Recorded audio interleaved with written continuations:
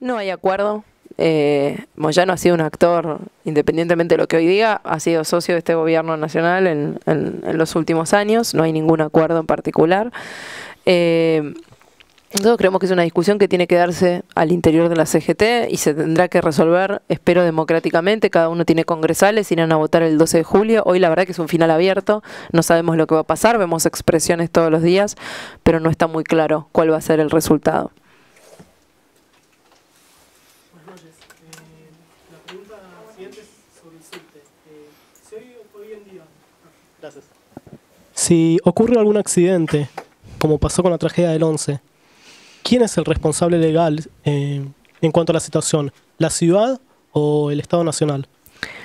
A ver, para que se entienda, el subte patrimonialmente ha sido históricamente, no ahora, es históricamente de la Ciudad de Buenos Aires, pero desde hace más de 20 años se decidió que el gobierno nacional lo iba a administrar firmando un contrato de concesión con la empresa Metrovías. Hasta tanto las diferencias que tenemos con el gobierno nacional no se salden en el ámbito judicial, el contrato de concesión de la empresa es con el gobierno nacional y por lo tanto el gobierno nacional es el legalmente responsable por cualquier cosa que allí suceda, y con ese mismo argumento es que decimos que en la paritaria es el Estado Nacional el responsable de definir la paritaria como la ha definido en los últimos 20 años sin intervención del gobierno de la ciudad. ¿No un poco de apresuramiento de parte de ustedes cuando se firmó aquel primer convenio que fue leído como una concesión y usado políticamente como una concesión?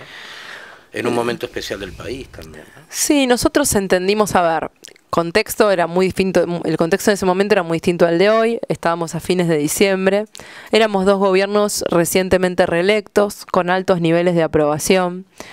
Y la verdad que hubo un entendimiento por parte del gobierno de la ciudad, había habido algunas señales positivas, el llamado de la presidenta Mauricio felicitándole el día de la elección, el llamado de Mauricio a la presidenta, había habido algunas señales positivas de que tal vez podíamos iniciar una segunda etapa de gestión con un diálogo un poco más fluido y tratando de definir una agenda de trabajo en conjunto, que no es más que lo que sucede en los países más razonables del mundo, ¿no? Un jefe de gobierno de una ciudad capital, aunque sea el partido opositor, se reúne con la presidenta o el presidente para definir los temas de trabajo conjunto.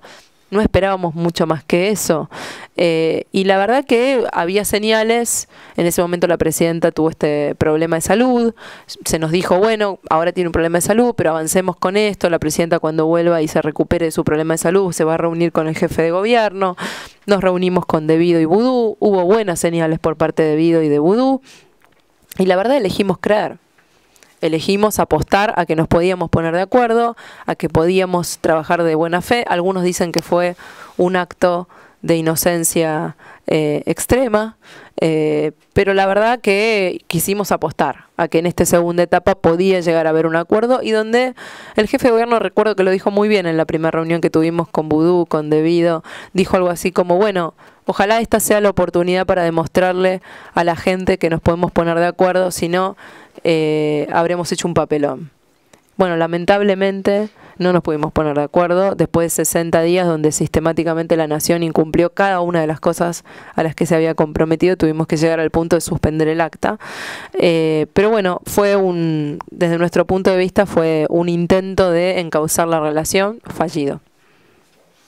Te quería consultar sobre la importancia que tiene para vos la educación pública, porque puntualmente hubo algunos casos en escuelas que dependen del gobierno de la ciudad, como cierre de cursos en el Espora de Liniers, el estado de edilicio del Casto Munita en Belgrano.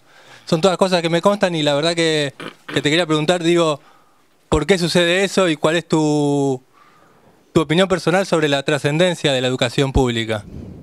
Yo creo que más que mi opinión personal, digamos, después de 4 años y medio de gobierno, uno tiene que hablar por lo que hizo, ¿no? Y más allá del caso, de los dos casos puntuales que me mencionás, cuando nosotros llegamos, después de 10 años de gobierno del progresismo en la ciudad, 7 de cada 10 escuelas estaban en estado de emergencia edilicia, 7 de cada 10. Y no lo decíamos nosotros, lo decía la Defensoría del Pueblo de la Ciudad de Buenos Aires, y lo dijo en un informe apoyado por unanimidad por todos los bloques de la legislatura. Hoy esa situación es de menos de una escuela de cada 10. que falta y que todavía debe haber casos sobre los que podamos trabajar, sin dudas.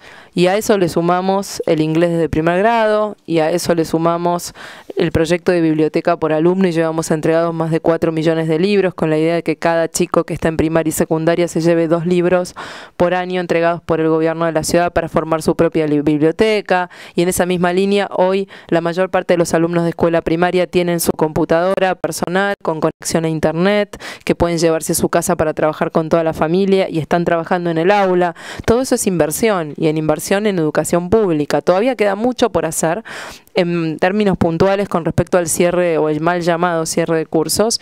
Lo que se decidió es que había escuelas en zona norte, sobre todo en zona norte y algunas en zona centro de la ciudad, con cursos con menos de 15 alumnos. Y en zona sur tenemos una enorme demanda de apertura de nuevas aulas, con lo cual lo que decidimos fue unificar en un aula, 2 aulas que tuvieran menos de 15 alumnos y abrir aulas nuevas en la zona sur. De hecho, se unificaron 96 cursos y en total se abrieron 200, con lo cual tenemos un neto de 100 arriba. Eso, lejos de verse como una política de cursos, yo la veo como, de cierre de cursos, yo la veo como una política de poner los esfuerzos y los recursos donde más se necesitan, más allá de que en los últimos 4 años se nombraron más de 4.000 docentes.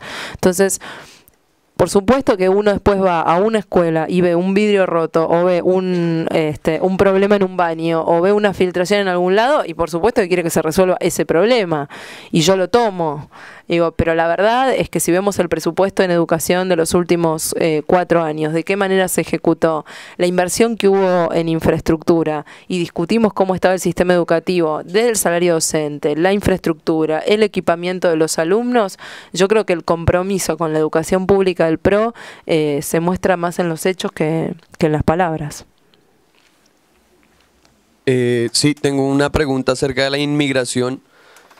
Cada vez Argentina, y en particular Buenos Aires, es una plaza para que venga gente del exterior, y esto ha llegado al punto que en la tragedia de 11 que ya fue mencionada, los medios resaltaban que era un barrio donde había una gran cantidad de bolivianos.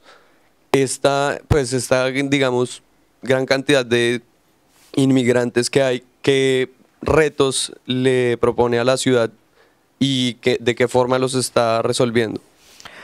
Esto ha sido definido como una ciudad y como un país abierto a la inmigración, y lo ha sido definido así desde toda su historia. Yo creo que los retos son más nacionales que locales.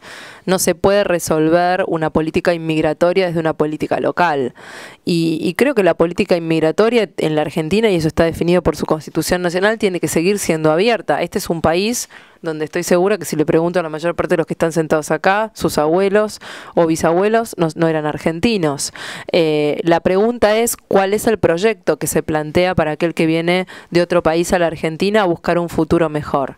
¿Qué es lo que la Argentina le ofrece?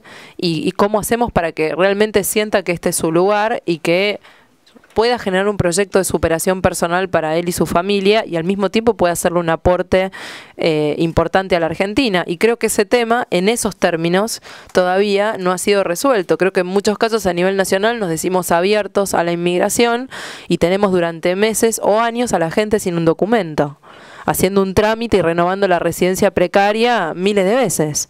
Entonces me parece que en todo caso tenemos que unificar el discurso con la acción y ver de qué manera ambas partes, aquellos que nacimos aquí y aquellos que vienen a buscar un futuro acá, nos vemos beneficiados de ese intercambio. Como de hecho, nuestra historia es el resultado de eso, ¿no? O sea, lo que somos cada uno de nosotros es lo que nuestros abuelos o bisabuelos aportaron en algún momento, pero creo que todos ellos vinieron en el marco de un proyecto de país.